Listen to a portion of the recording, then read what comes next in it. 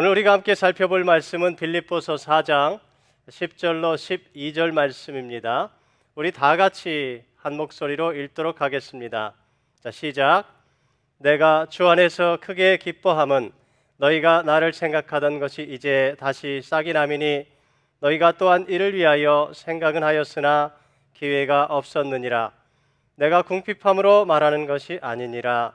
어떠한 형편에든지 나는 자족하기를 배웠노니 나는 비천에 처할 줄도 알고 풍부에 처할 줄도 알아. 모든 일 곧 배부름과 배고픔과 풍부와 궁핍에도 처할 줄 아는 일체의 비결을 배웠노라. 아멘. 오늘 저는 여러분과 함께 코로나 바이러스와 행복이란 제목으로 은혜를 나누도록 하겠습니다. 제가 오늘 여러분과 함께 행복에 대해서 이야기를 하려고 합니다. 어떤 분들 그렇게 생각하실 수 있어요. 지금 전 세계가 코로나 바이러스 때문에 어려움을 당하고 있고 많은 사람들이 죽어가고 있는데 행복에 대해서 이야기할 때가 아니다, 그렇게 생각하실 수 있습니다. 여러분, 그런데요, 저는 그런 생각이 들었어요. 그러면 우리는 지금 모두가 다 불행해야 하는가 말이지요.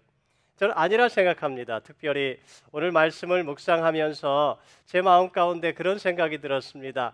우리가 이러한 상황 가운데도 기뻐할 수 있지 않는가, 이런 상황 가운데도 우리가 행복할 수 있지 않는가 하는 것을 깨닫게 되었습니다. 오늘 여러분 10절 말씀을 보시면 바울이 그렇게 말하지 않습니까? 나는 주님 안에서 크게 기뻐하였습니다. 그가 로마의 감옥에서도 크게 기뻐할 수 있었다면, 여러분, 오늘 우리도 이러한 코로나 바이러스와 같은 어려운 상황 가운데 있지만 기뻐할 수 있지 않을까요? 어떻게 우리는 그러한 행복한 삶을 살아가는 것이 가능할까요? 여러분, 유엔이 정한 행복의 날이 있습니다. 매해 3월 20일이 행복의 날인데요, 행복의 날이 되면 유엔은 전 세계 153개국에 대한 행복 보고서를 제출하게 됩니다. 가장 행복한 나라는 북유럽에 있는 핀란드라는 나라가 가장 행복한 나라라 그래요. 핀란드는 지난 3년 동안 계속해서 행복한 나라 순위 1위에 올랐습니다. 미국은 16위라 그렇게 이야기하고 한국은 61위라고 합니다. 한국은 필리핀이나 멕시코보다도 행복지수가 훨씬 낮은 것으로 나타났습니다. 행복지수를 판단하는 기준은 6가지인데요. 1인당 국민 총생산, 그리고 사회보장제도, 기대수명, 자유, 관용, 부정부패, 이 6가지 기준을 가지고 점수를 따져서 판단하는 것입니다.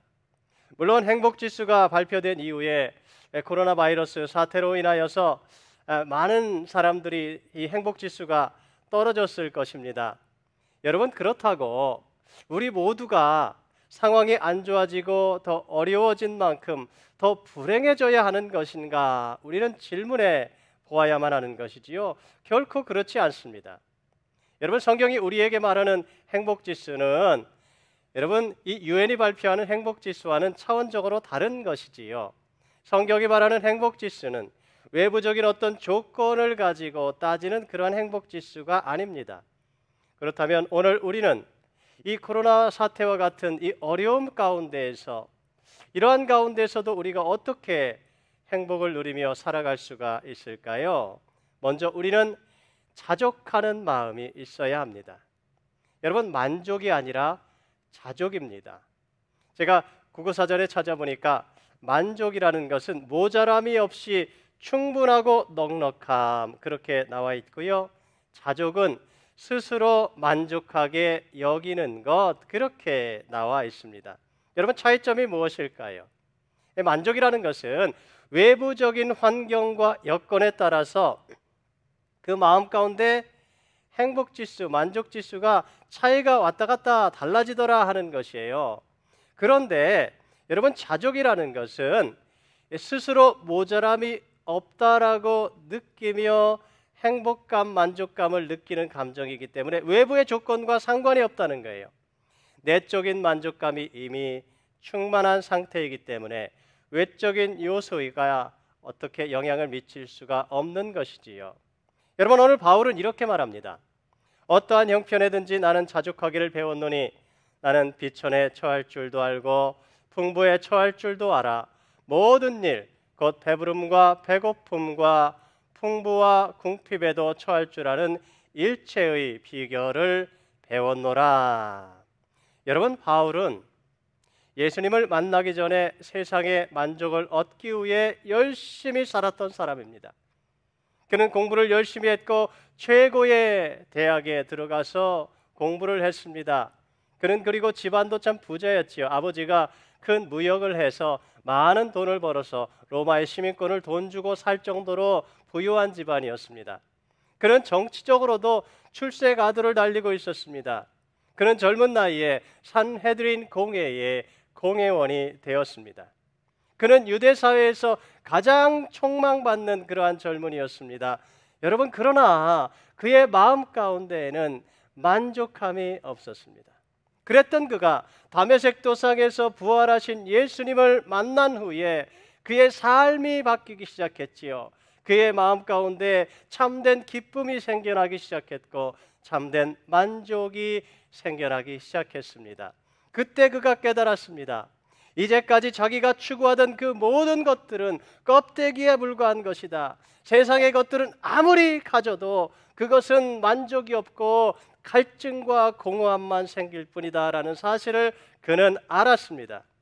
그런데 예수님 만났더니, 예수님 붙잡았더니 자족하는 마음이 생기더라는 거예요. 예수님 한 분으로 충분하게 만족할 수 있더라 하는 것입니다.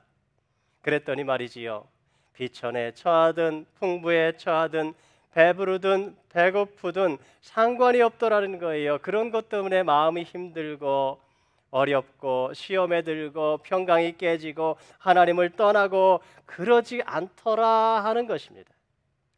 메시지 성경에 보니까 이 말씀을 이렇게 번역을 했더라고요. 나는 작은 것을 가지고도 많은 것을 가진 것처럼 행복하고 많은 것을 가지고도 작은 것을 가진 것처럼 행복합니다.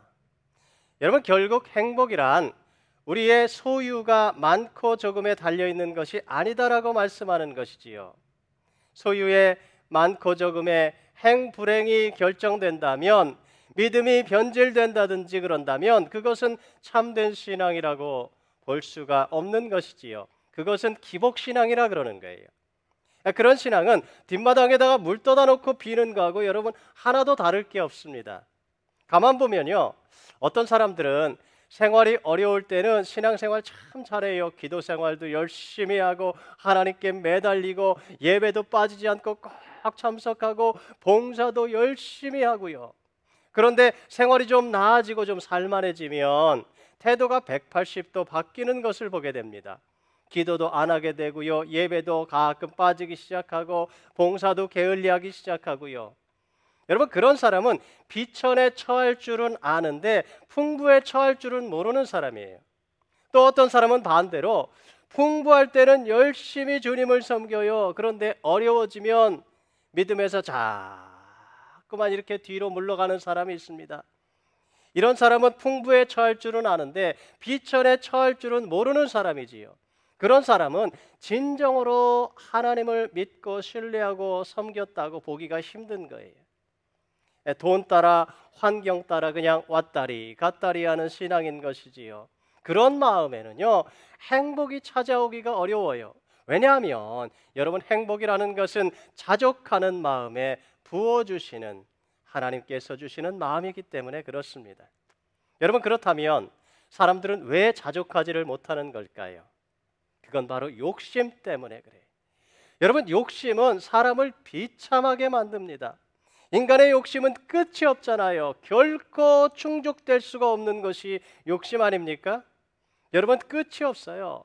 그러니 비참할 수밖에 없는 거지요. 성경 그래서 욕심이 잉태한즉 죄를 낳고 죄가 장성한즉 사망을 낳느니라 그렇게 말씀하고 있습니다.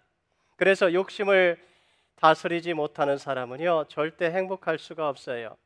욕심 따라 사는 인생이라는 것이 결국은 그 끝이 비참하지 않습니까? 그것은 불보듯이 뻔한 일이지요. 사람들은 부자가 되면 행복할 수 있다고 생각을 합니다. 그래서 한때 사람들 인사를 할 때에도 부자 되세요, 그렇게 인사했던 적이 있었지 않습니까? 여러분, 근데요, 성도는 이 부자에 대한 개념을 좀 바꿀 필요가 있어요. 여러분, 진정한 부자라는 것은 많은 것을 가진 사람이 결코 아닙니다. 진정한 부자는 자족할 줄 아는 사람이 진정한 부자입니다. 소크라테스가 이런 말을 했지요.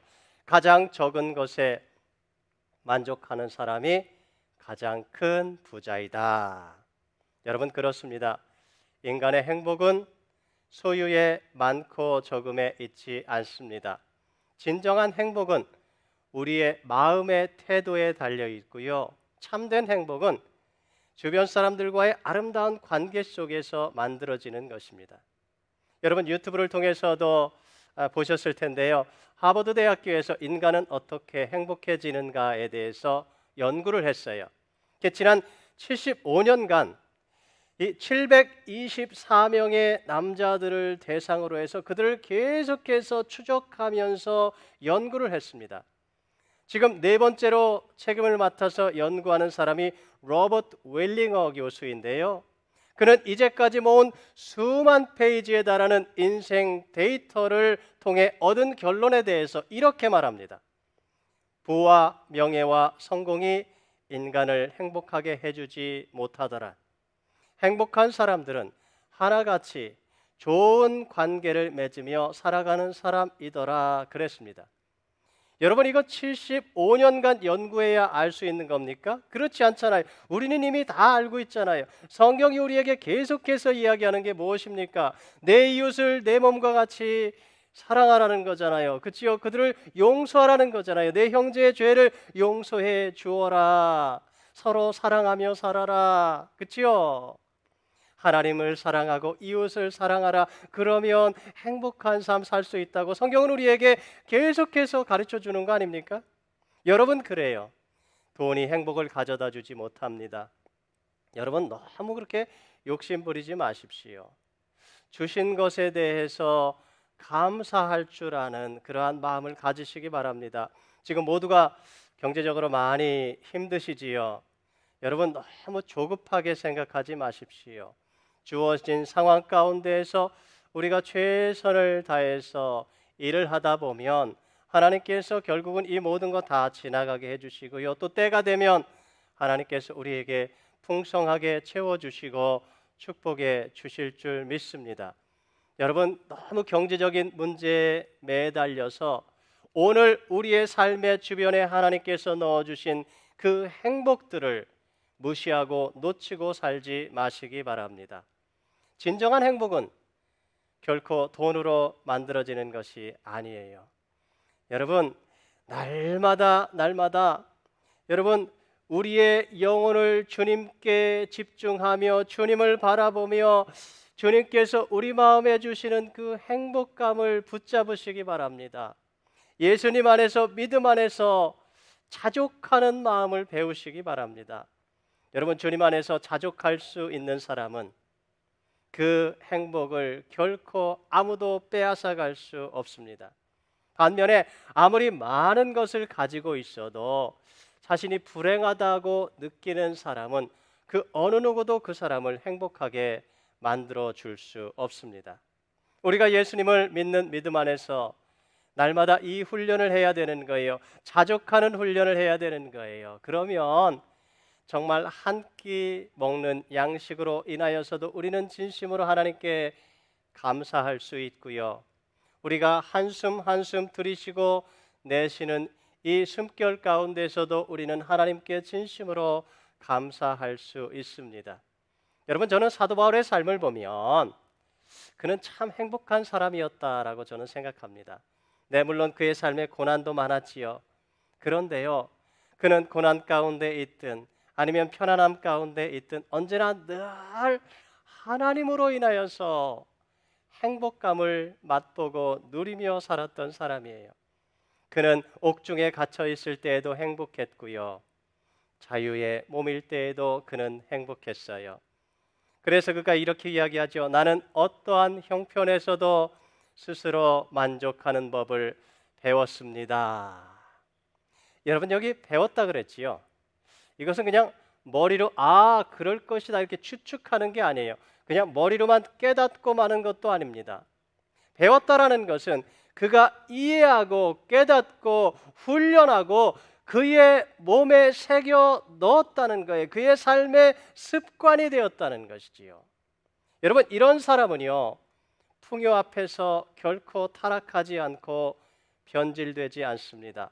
이런 사람은 가난 앞에서 비굴하거나 불안해하지도 않습니다. 이런 사람은요, 늘 평안함을 유지하는 거고요, 늘 잔잔한 기쁨을 맛보며 살아가는 것이고요, 늘 행복감을 누리며 살아갈 수 있는 것이지요. 이게 저절로 되지 않아요. 여러분, 그것을 몸에 배도록 익혀야 되는 거예요. 훈련해야 되는 거예요. 필립 얀시가 어느 수도원에 갔는데 안내하는 수도승이 이렇게 이야기를 하더랍니다. 머무시는 동안 무엇이든지 필요한 게 있으면 저에게 말씀해 주십시오. 그래서 필립 얀시가 속으로 그렇게 생각했대요. 수도원인데 필요한 것을 말하면 다 가져다 주나 보다 그렇게 생각을 하고 있는데 그 안내하는 수도승이 이렇게 말하더라지요.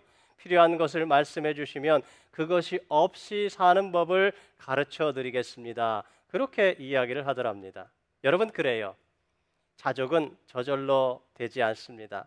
훈련이 필요합니다. 상황과 환경을 초월해서 감사하고 기뻐하는 훈련이 필요해요.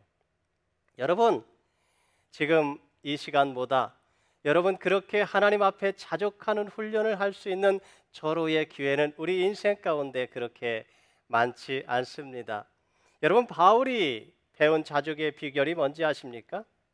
그것은 다른 게 아니에요. 예수님 한 분이면 충분합니다. 바로 그 믿음입니다. 여러분, 그렇지 않습니까? 예수님 한 분이면 충분하잖아요. 예수님을 모신 사람은 영생과 천국을 소유한 사람이잖아요. 여러분, 세상에 그보다 귀하고 값진 것이 어디 있습니까? 그래요, 여러분, 우리 안에 예수님이 계십니다. 여러분, 예수님이면 충분합니다. 여러분, 이 마음 가지면요, 우리는 진정으로 자족할 수 있습니다. 여러분, 우리 한번 따라 하십시다. 예수님이면 충분합니다. 다시 한번 할까요? 예수님이면 충분합니다. 여러분, 성경에 보시면 자족과 함께 사용되는 비슷한 단어가 있습니다. 그것은 뭐냐면 지족이라는 단어예요. 여러분, 자족이 항상 스스로 만족하는 것이라면 지족이라는 것은 분수를 알고 분수를 지킴으로 만족하는 것, 그것이 지족입니다. 지족하는 마음이 있는 사람은 다른 사람의 것을 탐내지 않아요. 지족하는 마음이 있는 사람은 자신이 가지고 있는 것을 즐길 줄 아는 사람이고요, 그것으로 인하여서 감사할 줄 아는 사람이고요, 자기가 가지고 있는 것으로 인하여 행복감을 누리는 사람이 바로 이 지족하는 사람이에요. 자신의 위치를 알고 자기 처지를 알고 자기의 분수와 형편을 알고 살아가는 거지요. 여러분, 그게 지족입니다. 그래서 바울은 아들과 같은 디모데에게 이렇게 말하지요. 지족하는 마음이 있으면 경건은 큰 유익이 되느니라. 왜요? 그래야 헛된 욕심, 헛된 야망 가지고 살지 않거든요. 조지 무어는 이런 말을 했지요. 사람은 그가 필요로 하는 것을 찾아서 온 세상을 돌아다니다가 집에 돌아와서야 그것을 발견한다. 자기 아내, 자기 남편, 자기 자녀들, 자신의 소유, 자신의 직분, 자신의 직업, 자신의 건강, 모든 게 다 마찬가지입니다. 지족하는 마음이 있으면 행복합니다. 그러나 자꾸만 다른 것을 바라보고 다른 것과 비교하면 그 마음은 절대로 행복할 수가 없는 거예요. 사랑하는 성도 여러분, 우리 안에 계신 예수님 때문에 자족하실 수 있기를 바랍니다. 그리고 지금 하나님께서 여러분의 삶에 베푸신 것에 대해서 지족하실 수 있기를 바랍니다. 그래서 날마다 하나님 주시는 행복을 맛보고 누리며 살아가는 저와 여러분이 다 되실 수 있기를 바랍니다. 자, 두 번째예요. 우리는 지금 코로나 바이러스와 같은 이러한 문제와 어려움 가운데에서도 어떻게 하나님 주시는 행복을 맛보고 누리며 살아갈 수 있을까요? 우리 같이 있습니다. 자, 시작. 향기로운 제물된 삶 살아야 합니다. 여러분, 이게 무슨 말인가요? 여러분, 우리가 자족하는 것에 거기서 머물지 말고, 거기서 만족하지 말고 한 걸음 더 나아가라는 거예요. 그래서 다른 사람들을 향해서 친절과 사랑을 베풀 줄 알아야 한다는 것이지요. 자족하는 것이 소극적인 감사의 표현이라면 다른 사람에게 친절과 사랑을 베푸는 것은 적극적인 감사의 표현입니다. 여러분, 4장 18절에 보시면 이런 말씀이 나와요. 에바브로디도 편에 너희가 준 것을 받음으로 내가 풍족하니 이는 받으실 만한 향기로운 제물이요 하나님을 기쁘시게 한 것이라. 바울은 지금 빌립보 성도들이 바울에게 보내준 헌금으로 인하여서 너무 감사해하고 고마워하고 있습니다. 빌립보 교회는 바울을 참 사랑했습니다. 바울과 그렇게 오랫동안 알았던 사이도 아니었어요. 바울이 빌립보를 방문해서 그들과 함께 교제를 나눈 시간은 길어야 한 달 정도밖에 되지를 않습니다. 그런데 그들은 바울을 통하여서 복음을 받은 첫날부터 계속해서 바울을 위해서 기도했고요, 함께 동역했고요, 마음을 나누었고요, 헌금을 나누었고요, 계속해서 바울의 사역을 동역하고 협력했던 것을 우리는 알 수 있습니다. 심지어 바울이 로마의 감옥에 갇혀 있을 때에 에바브로디도를 보내서 바울을 옥바라지하기까지 하지 않습니까? 얼마나 고마운 성도들인지요. 그 일이 얼마나 고마웠던지 바울은 여러 번 그것에 대해서 이야기를 하지요. 여러분, 4장 15절에 보시면 빌립보 사람들아 너희도 알거니와 복음의 시초에 내가 마케도냐를 떠날 때 주고받는 내 일에 참여한 교회가 너희 외에 아무도 없었느니라. 빌립보서 1장 5절에도 보시면 너희가 첫날부터 이제까지 복음을 위한 일에 참여하고 있기 때문이라 그랬습니다. 여기 첫날부터 이제까지라 그랬어요. 지속적으로 계속해서 꾸준하게 복음 사역에 함께 동참했다는 것이지요. 여러분, 이러기 정말 쉽지 않아요. 여러분, 어떻게 이런 아름다운 관계가 가능했을까요? 여러분, 그것은 바로 서로에 대한 신뢰의 마음입니다. 빌립보 성도들은 사도 바울을 믿어줬습니다. 다른 사람들이 다 바울 보고 사도가 아니라고 거짓 사도라고 그렇게 이야기할 때도 빌립보 성도들은 사도 바울을 믿어주었습니다. 신뢰해 주었습니다. 왜냐하면 그가 전한 복음이 진리인 줄 알았기 때문이지요. 그래서 빌립보 성도들은 계속해서 바울에게 선교 헌금을 보내주었고요, 바울을 위해서 기도해 주었고요, 바울도 빌립보 성도들을 생각할 때마다 언제나 늘 눈물로 기도했고, 여러분, 빌립보 성도들이 어떻게 얼마나 어려운 형편 가운데에서 지금 바울에게 선교 헌금을 보내주는지 그는 너무도 잘 알고 있었습니다. 그것을 어떻게 헛되게 쓸 수가 있겠습니까? 여러분, 오늘도 마찬가지지요. 성도님들이 드리시는 헌금은 성도님들의 피요, 땀이요, 시간이요, 생명과 같은 거지요. 여러분, 어찌 헛되게 사용할 수가 있겠습니까? 하나님 나라 영광 위해서 귀하게 기도하며 사용해야 하는 것이지요. 이렇게 서로를 향한 신뢰의 마음이 있었을 때 그들의 사역은 오랫동안 함께 동역할 수 있었습니다. 여러분, 오늘도 마찬가지예요. 우리에게 이 마음 없으면 전도하기, 선교하기 참 힘듭니다. 여러분, 우리에게 이 서로를 향한 신뢰하는 마음이 있으면 함께 오랫동안 동역하기가 정말 어려운 거예요. 여러분, 그렇지 않습니까? 여러분, 마음 가운데 막 의심이 들어오고 그러면 여러분, 헌금하는 것도 힘들고요, 봉사하는 거 잘 안 돼요. 여러분, 우리의 마음 가운데 의심하는 마음이 들어오기 시작할 때 그래서 얼른 우리는 하나님 앞에 나아가 회개해야 되는 거예요. 의심의 마음이 들어오기 시작하면 그것은 신앙이 변질되기 시작하는 것이지요.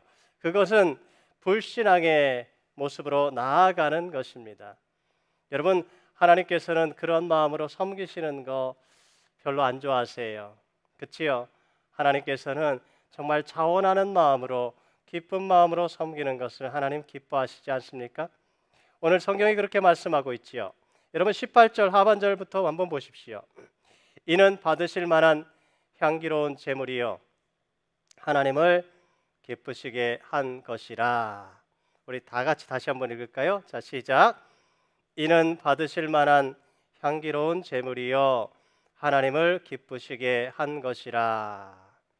빌립보 성도들은 꾸준하게 변함없이 바울에게 선교 헌금을 보내주었습니다.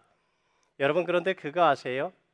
그 헌금은 바울에게 준 것이 아니다 그럽니다. 하나님께서 그 헌금을 받으셨답니다.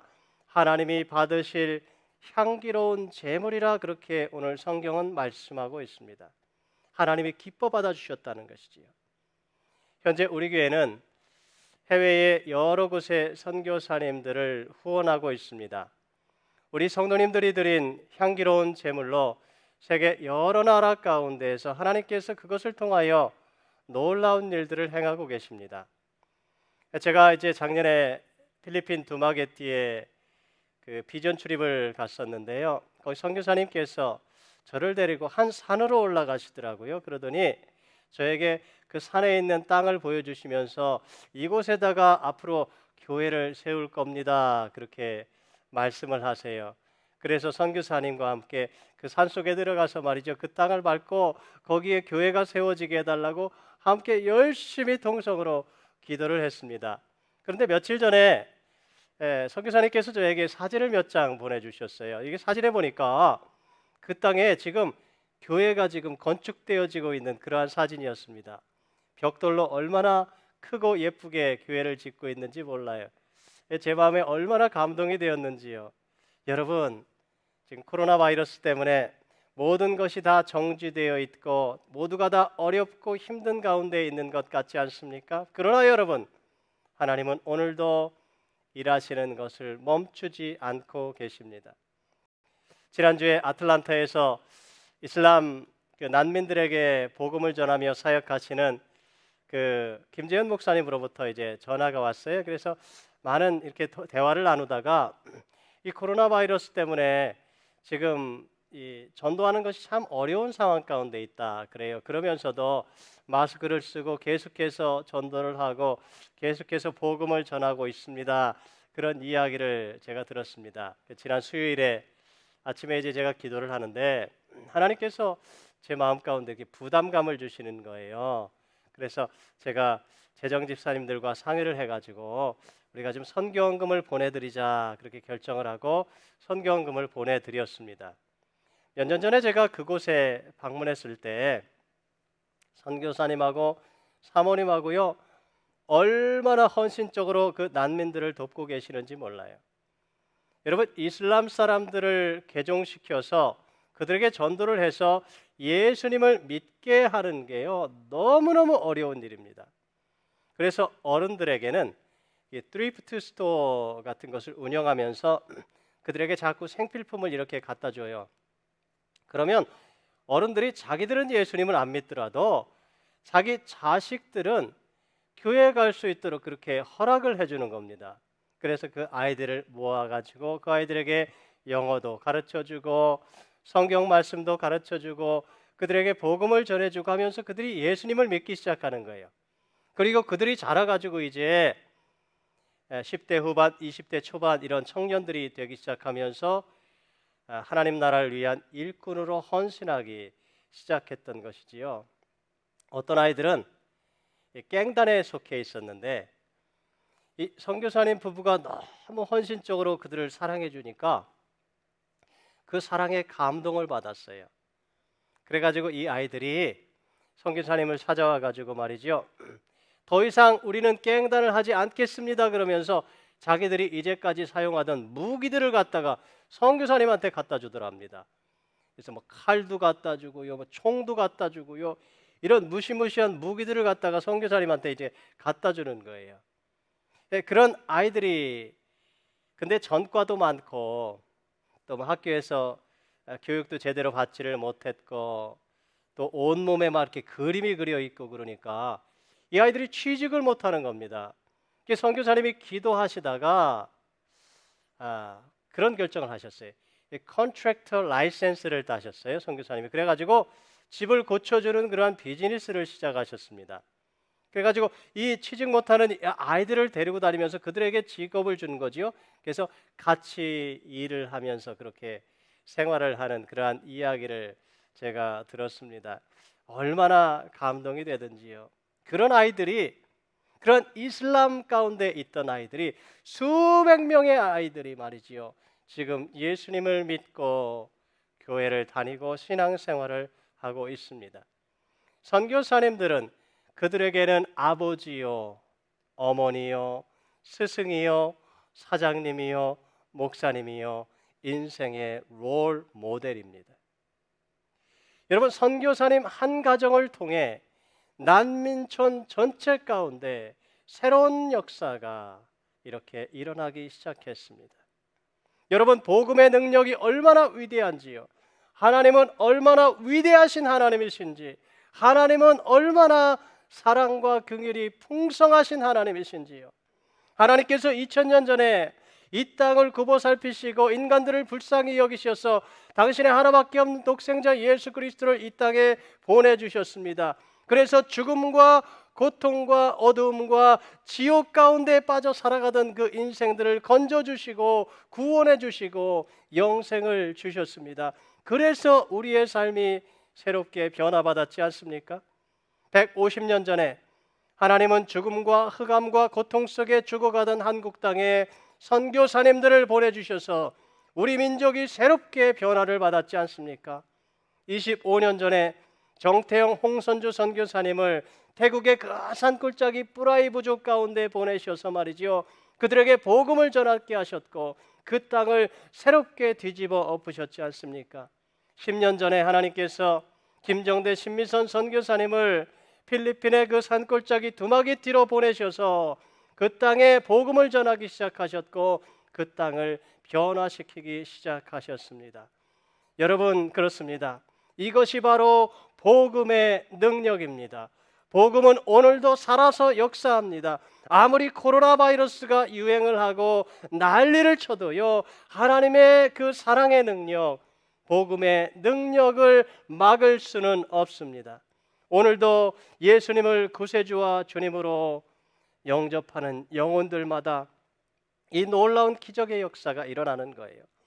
흑암에 있던 자들에게 빛이 비치기 시작하고 죽음 가운데 있던 자들에게 생명이 임하기 시작하고 멸망과 지옥에 속한 자들에게 천국과 영생을 얻게 되는 것입니다. 사랑하는 성도 여러분, 저는 오늘 저와 여러분의 삶 가운데서도 이런 역사가 일어날 수 있기를 바랍니다. 여러분 주변에 예수님을 믿지 않는 자들 있지 않습니까? 여러분, 그들을 위해 기도하기 시작하십시오. 눈물로 기도하십시오. 여러분, 그들에게 친절을 베풀어 주세요. 사랑을 베풀어 주세요. 그들에게 복음을 전해 주세요. 여러분, 설교 메시지 같은 거 보내주세요. 새벽 예배 메시지 여러분 그들에게 맞는 것 같은 거 여러분 전달해 주십시오. 여러분, 그렇게 우리가 복음을 위해서 헌신하는 삶, 그 삶을 하나님께서 기뻐 받아주시는 거예요. 그것이 바로 하나님께 드리는 향기로운 제물된 삶이 되는 것이지요. 여러분, 주님을 위해서 드린 시간, 주님을 위해서 드려진 봉사, 주님을 위해서 드려진 물질, 주님을 위해서 드려진 생명, 여러분, 주님을 위해 드린 것은 모두 주님이 기뻐 받으시는 향기로운 제물입니다. 사랑하는 성도 여러분, 우리의 삶은요, 매 순간이 하나님께 드리는 제물입니다. 어떤 사람의 삶은 하나님의 마음을 슬프게 하는 제물로 드려지고요, 어떤 사람의 삶은 하나님의 마음을 아프게 해드리는 제물이 되기도 하고요, 예수님을 믿으면서도 여전히 이기적이고 정욕적이고 세속적이라면, 그러면 여전히 하나님의 마음을 아프게 해드리는 제물의 삶이 되는 것이지요. 여러분, 우리가 이왕 예수님 믿을 거면 여러분 하나님을 기쁘시게 해드려야 되지 않겠습니까? 여러분, 하나님 받으시는 향기로운 제물된 삶을 살아야 하지 않을까요? 여러분, 그런 삶은 저절로 행복한 삶 되는 거예요. 말씀 마칠 건데요, 여러분, 세상이 불안합니다. 세상에 두려움이 가득합니다. 세상이 불행이 가득합니다. 그러나 여러분, 우리는 불행을 거부합니다. 우리는 하나님 안에서 행복을 선택합니다. 어떠한 상황 가운데 있든지 어떠한 형편 가운데 있든지 여러분, 자족하는 마음을 갖게 되시기를 바랍니다. 예수님이면 충분합니다. 이 고백이 오늘 저와 여러분의 고백이 되실 수 있기를 바랍니다. 우리는 자족을 뛰어넘어 하나님이 기뻐 받으시는 향기로운 제물된 삶을 살아야지요. 매 순간 하나님 앞에 드려지는 거룩하고 정결한 제물의 삶이 되실 수 있기를 바랍니다. 그래서 하나님께서 주시는 참된 행복을 맛보고 누리며 살아가는 복된 성도님들이 다 되실 수 있기를 간절히 축원드립니다. 기도하시겠습니다. 살아계신 하나님, 우리에게 긍휼과 자비를 베풀어 주시옵소서. 지금 이 땅에 코로나 사태가 점점 심각해지고 있다는 소식이 연일 들려오고 있습니다. 많은 이들이 불안과 두려움에 사로잡혀 살아가고 있습니다. 우울증에 시달리기도 합니다. 살아계신 하나님, 저희들 마음에 들려오는 모든 부정적인 생각들을 예수 그리스도의 이름으로 물리칩니다. 성령 하나님, 저희들의 마음과 생각을 주장해 주시옵소서.